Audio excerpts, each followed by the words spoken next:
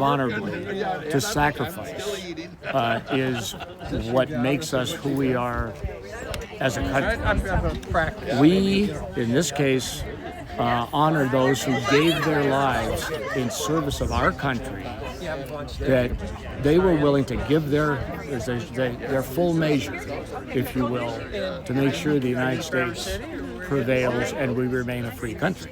All of our citizens are free, not just a few, all of them. And thanks to the men and women whose names we memorialize today on this day. Awesome. Well, thank you for coming out first and foremost. And I just have another couple quick questions for you. So, impact aid. A lot of our schools here, a lot of them receive a lot amount of impact aid. You know, I got superintendents and people want to know, do you expect that to continue? What do you think? Yeah, in fact, I've met with the school superintendents and the teachers and school boards here in this area, because impact aid is a big deal.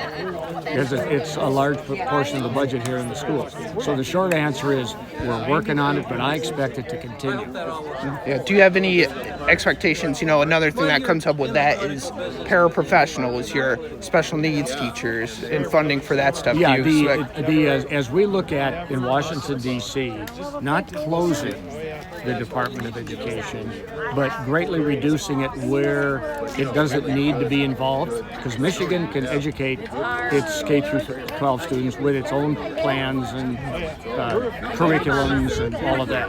But in those areas where it's a universal, let's say special needs, someone just has special needs, that the federal government will stay involved in. Because if you have special needs here in Michigan, it's going to be the same thing in Minnesota or Ohio or whatever. So that will be one of the limited roles going forward with the Department of Education, is to take, make sure that those special needs students are provided for. Thank you very much. And then another quick question for you. So we got 2,500 residents in the county here who are on some sort of Medicaid or something like that. What would be your message to them? If you are one of those people that Medicaid was designed for and you're getting it, you're going to continue to get it.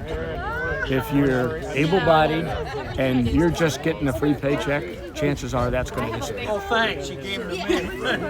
Then I got just a couple more questions. You know, obviously we're the biggest cherry producer, in the state here. Yep. Another cherry season. We've been dealing with a little bit of frost, but it looks like we're making it through.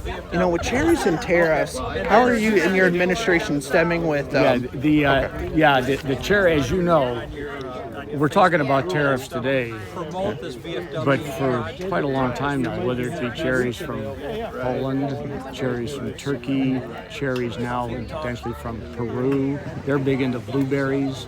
Right now is that the cherry, the cherry farmer, if you will, the cherry grower here, it's still a challenge. I don't have a good answer for you yet, but the idea, if tariffs appropriately applied, will help our cherry farmers here.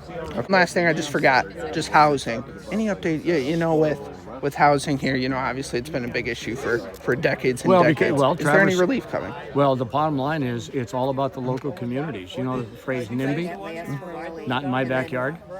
But I first heard that from Traverse City when I first started running 9 years ago. We want housing, but not in our backyard. So the local communities have to come to grips with what do they want to do as far as zoning, permitting, all of that for the availability of not affordable housing, attainable housing. Because it doesn't make any difference if you can afford it or not. If you can't attain it, who cares? You have to have the housing to be available for people to, in this case, rent. In most cases, is what you're going to do. Awesome. Well, right, thank you so much. Appreciate you. Nice to meet you. Have a good one. Okay.